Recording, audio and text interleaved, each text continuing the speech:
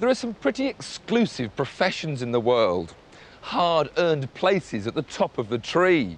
Only a few hundred golfers get to go on the US Tour. Just 22 drivers start each Grand Prix. But this year, there are just 5 seats available from which a driver can win the World Rally Championship. And to succeed, he needs the best car he can get. This season, Subaru have introduced their brand new World Rally car. And they started the year pretty well, winning the first 3 rounds of the championship.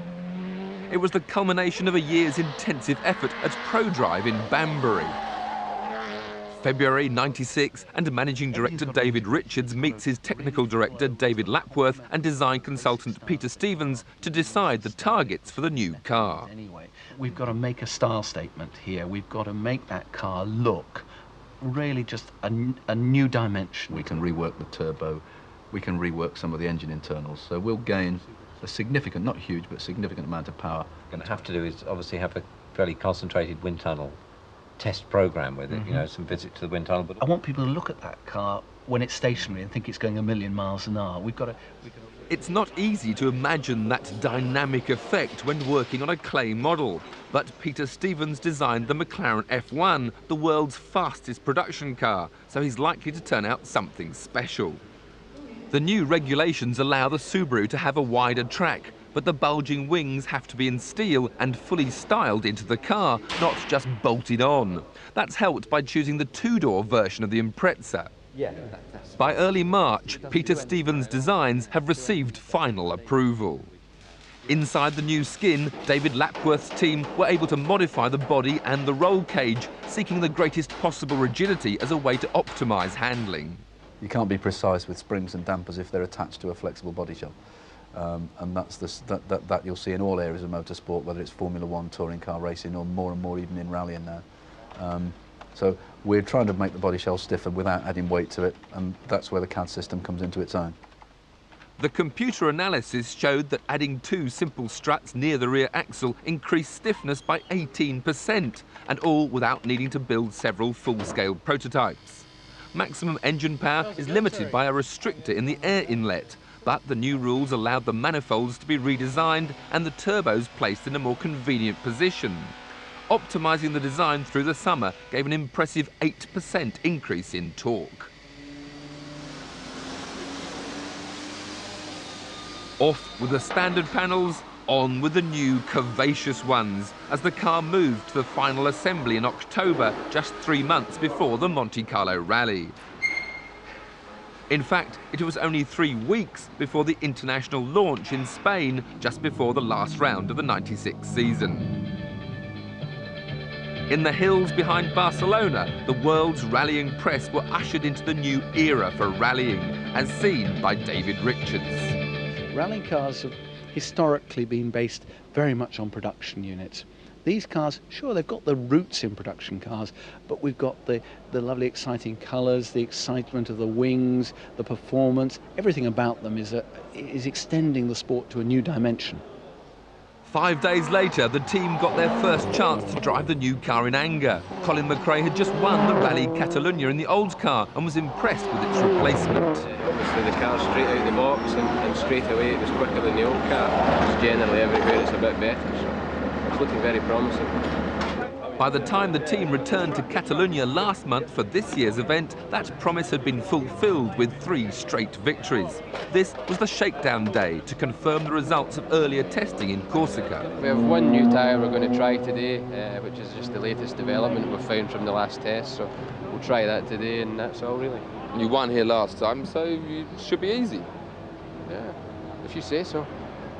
The shakedown went well, but the Subarus ended up being beaten for the 2nd time running by Mitsubishi, and they were using their old Group A car.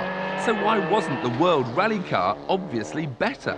I guess you'd have to say the Group A Mitsubishi is very much the benchmark that the regulations were based on. The main advantage is that it's made the homologation process much simpler, much easier. It means that any manufacturer really who's serious about World Championship now could come into the championship without having to get locked into a very complicated, long-term process to make a special road car. It's hoped that the much cheaper homologation requirements will soon tempt 2 or 3 more manufacturers into the small group competing at the top level, and that will make Colin McRae's profession slightly less exclusive. How did he react to the pressure of occupying one of those 5 championship seats? It's very, very difficult to get to this level of the sport, and probably even more difficult to stay there. There's an awful lot of young guys biting at our heels, so you know, there's quite a lot of pressure to perform and stay there. It was time for me to observe the skills that had gained Colin this privileged position. Don't worry, he's just warming up the tyres. Just a 3-mile country drive with Colin McRae. Very pleasant.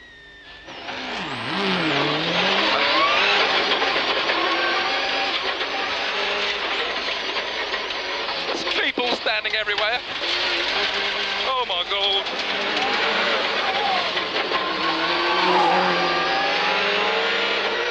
It's nice going uphill. I feel almost confident. Oh no, I don't.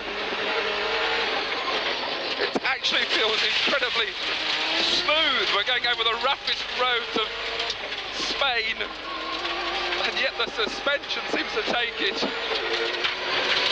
Watching Colin, he hardly moves the steering wheel on these tarmac roads. Slotting through the gears, the grip is amazing. Little nudge of the handbrake there just to get the back out for the tighter corners. Over the top and down the other side, now on smooth new tarmac, and it was getting a little more hectic.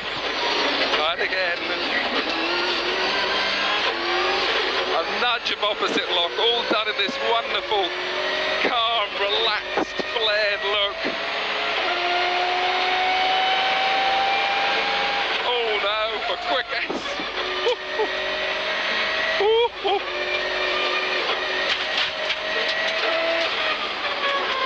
Okay. A simply brilliant ride. And while Colin disappeared off to his luxury hotel to go jet skiing, I had the chance to have a go alongside his new co-driver, Nicky Grist.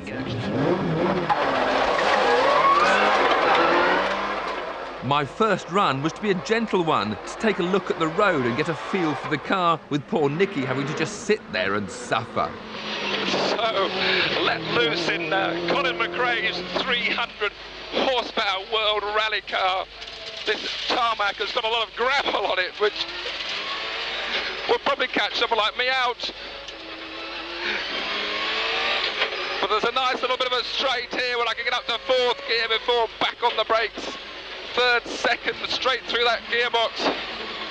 And straight away this World Rally car, it just invites confidence, even in the inexperienced like me. The steering weight just feels right, and of course it's such a well-tuned thoroughbred. I guess you'd expect it to be that way. Gravel. Nicky here beside me calls gravel, and oh, you can hear it under the car. That's a big advantage for the works teams, as they're allowed forerunners to go through the stages and warn their crews of those dangerous spots. I'm in 5th gear, but I'm not too sure I want to be. Oh, there's a bit of a straight here. And you don't get many straights in rallying. The amazing difference with car racing, where you get about 4 corners every mile. Here you seem to get about 40, and yet these top guys finish these stages with just 1, 2, with 10 seconds at the most between them. And that I find absolutely staggering. I'm actually using the clutch, but I don't need to. I'll try a bit of left foot braking. There you are, no clutch. 6th gear, braking, down to 5th, down to 4th, off the brakes, up to 5th. The left foot now just easing some weight, as I wasn't sure what was round there. A bit more gravel here. Oh, this is such a pleasure. Now I've got a feel for the car, how about Colin's pace notes? Okay, 3, 2, 1, go. 30, long 3 right. Long 3 right, that I should be in 3rd gear, but I'm in 2nd, but never mind, I understand the speed. 70 left, tightens to very long 3 left. Very long 3 left. 3rd gear, long. Into long 2 right, flat, Into slippy, that gravel. Straight into gravel here. This is the, I'll go down to 1st. And left and right, and long 3 left, opens. Long 3 left, opens. Opens means it's Now nice go. on the exit. That's it, 76 left. And With the right. system understood, it's time for some serious motoring, with me concentrating on driving instead of talking. 3 left, minus, opens. 32 right. So how did Nicky think I was shaping up? I think it's probably lack of confidence in the car and the tyres. I mean, you could see that on a lot of the faster corners you were perhaps braking or sort of going down the gearbox, where really, I mean, you just keep it in there. I mean, you'd soon have your difference between yourself and Colin in probably half an hour. And that last run was just 10 seconds off Colin's best time. A very satisfying day in a brilliant car.